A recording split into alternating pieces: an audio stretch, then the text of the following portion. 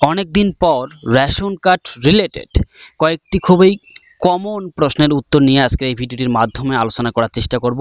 আপনারা যদি সম্পূর্ণ ভিডিওটি মনোযোগ সহকারে দেখেন তাহলে অবশ্যই আজকের এই ভিডিওটিতে যে কয়েকটি কমন প্রশ্নের আলোচনা করা হবে অবশ্যই বুঝতে পারবেন এবং ভিডিওটি মনোযোগ সহকারে দেখার পরে আপনার যদি কোনো কিছু প্রশ্ন থাকে বা জানার থাকে রেশন কার্ড রিলেটেড তাহলে অবশ্যই কমেন্ট করে জানাতে পারবেন।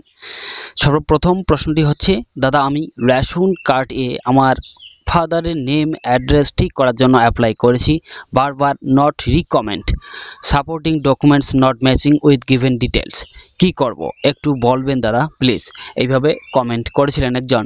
তো এই not recommend, supporting documents not matching with given details, এটার সঠিক সমাধান করার জন্য আপনাকে কিন্তু আধারের থ্রুতে বর্তমানে যে রেশন কার্ডের ডিটেলস কারেকশন করা যাচ্ছে সঙ্গে সঙ্গেই সেই পদ্ধতিতে আপনারা যদি করেন তাহলে সঙ্গে সঙ্গেই কিন্তু ফর্মটি অ্যাপ্রুভ হয়ে যাবে এবং আপনার রেশন কার্ডও কিন্তু সংশোধিত হয়ে যাবে। তো কিভাবে আপনি আপনার রেশন কার্ডের বাবার নাম সংশোধন করবেন বা ঠিকানা সংশোধন করবেন বা পরিবর্তন করবেন সেই বিষয়ে বিস্তারিতভাবে এই চ্যানেলে ভিডিও আপলোড করা রয়েছে, সেই ভিডিওটির লিঙ্ক অবশ্যই এই ভিডিওটির ডেসক্রিপশন বক্সে দিয়ে রাখবো। তারপরের খুবই কমন এবং গুরুত্বপূর্ণ প্রশ্নটি হচ্ছে, 4 নং ফর্ম আবেদন করা হয়েছিল 3 মাস হয়ে গেল, অ্যাপ্রুভ হয়েছে, এখনও পর্যন্ত ফ্যামিলিতে অ্যাড হয়নি, মেয়ের বাড়িতে রেশন কার্ড RK-SOI 1 এবং ছেলের বাড়িতে রেশন কার্ড PHS। তো এইরকম পরিস্থিতিতে কী করণীয় রয়েছে? ফর্ম অ্যাপ্রুভ হয়েছে অথচ রেশন কার্ডটি এখনও পর্যন্ত ফ্যামিলিতে অ্যাড হয়নি, তো কোন কোন কারণে অ্যাড হয় না সেটা কিন্তু সর্বপ্রথমেই বুঝতে হবে। তো আশা করি আপনারা খুব ভালোভাবেই জানেন যে বর্তমান পরিস্থিতিতে রেশন কার্ড ট্রান্সফার করলেও কিন্তু রেশন কার্ডের ক্যাটাগরি পরিবর্তন হয়। এখানে মেয়ের বাড়ির রেশন কার্ড হচ্ছে RK-SOI 1 ক্যাটাগরিতে এবং ছেলের বাড়ির রেশন কার্ডের ক্যাটাগরি হচ্ছে PHS ক্যাটাগরিতে। এই RK-SOI 1 রেশন কার্ডটি যখন PHS ফ্যামিলিতে আসবে তখন কিন্তু সেই RK-SOI 1 ক্যাটাগরিটি কনভার্ট হয়ে PHS ক্যাটাগরিতে হবে।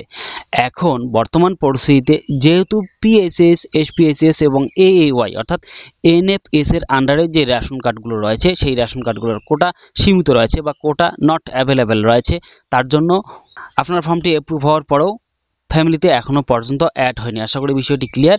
ঠিক যখনই NFS এর আন্ডারে কোটা অ্যাভেলেবেল হবে, PHS রেশন কার্ডের কোটা অ্যাভেলেবেল হবে, ঠিক তখনই কিন্তু আপনার রেশন কার্ডটি পরিবারে অ্যাড হয়ে যাবে এবং সেই রেশন কার্ডের ক্যাটাগরিও কিন্তু পরিবর্তন হয়ে PHS ক্যাটাগরিতে হবে। তারপরের প্রশ্নটি হচ্ছে, রেশন কার্ড ডিঅ্যাক্টিভেট আছে, নেম কিভাবে সংশোধন করব? তো এই ক্ষেত্রে বলার চেষ্টা করব, আপনারা কিন্তু আধার থ্রুতে সঙ্গে সঙ্গেই যে রেশন কার্ড সংশোধন করা যায় সেই পদ্ধতিতে কিন্তু সংশোধন করতে পারবেন না। সেই পদ্ধতিতে শুধুমাত্র অ্যাক্টিভ রেশন কার্ডের তথ্যই সংশোধন করা বা পরিবর্তন করা সম্ভব হয়। তো এই ক্ষেত্রে আপনাকে বলে রাখার চেষ্টা করব, আপনারা 5 নং ফর্মের মাধ্যমে রেশন কার্ডের ভুল তথ্য সংশোধন বা পরিবর্তন করার জন্য আবেদন করতে পারেন।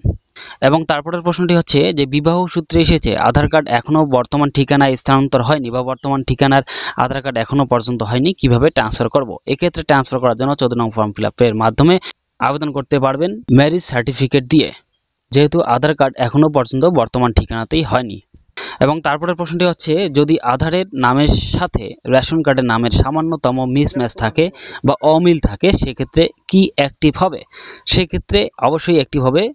অনলাইনে আপনারা অ্যাক্টিভ করার জন্য আবেদন করতে পারবেন না, সেক্ষেত্রে আপনাকে অফিসে বা রেশন দোকানে যোগাযোগ করতে হবে। আঙুলের ছাপের মাধ্যমে রেশন কার্ডটি অ্যাক্টিভ করার জন্য আবেদন করা যাবে, তবে একটু সময় লাগবে। এবং আজকের এই ভিডিওটির সর্বশেষ প্রশ্নটি হচ্ছে যে আমার মোবাইল নাম্বার দিয়ে যখন নতুন অ্যাপ্লিকেশনের জন্য খুলছি তখন অন্য ফ্যামিলি মেম্বারের ডিটেলস আসছে, সেটা কিভাবে ঠিক করব? তো এই ক্ষেত্রে বলার চেষ্টা করব, আপনি সঙ্গে সঙ্গেই বর্তমানে কিন্তু আপনার ফ্যামিলিতে মোবাইল নাম্বার সংযুক্ত বা লিঙ্ক করতে পারবেন বা ডিলিঙ্ক করতে পারবেন। এক্ষেত্রে আপনাকে আধারের থ্রুতে যে মোবাইল নাম্বার লিঙ্ক বা ডিলিঙ্কের অপশন রয়েছে সেটা ইউজ করতে হবে। নতুন নাম্বার বা আপনার নাম্বারটি সংযুক্ত করে আপনারা ফর্মটি ফিল আপ করতে পারবেন। তো রেশন কার্ড রিলেটেড আপনার যদি কোনো কিছু প্রশ্ন থাকে বা জানার থাকে তাহলে অবশ্যই কমেন্ট করে জানাবেন। তো সম্পূর্ণ ভিডিওটি মনোযোগ সহকারে দেখার জন্য আপনাকে অসংখ্য অসংখ্য ধন্যবাদ। আপনার যদি উপকার হয়ে থাকে বা সবার সুবিধার্থে ভিডিওটি শেয়ার করার চেষ্টা করবেন। ধন্যবাদ।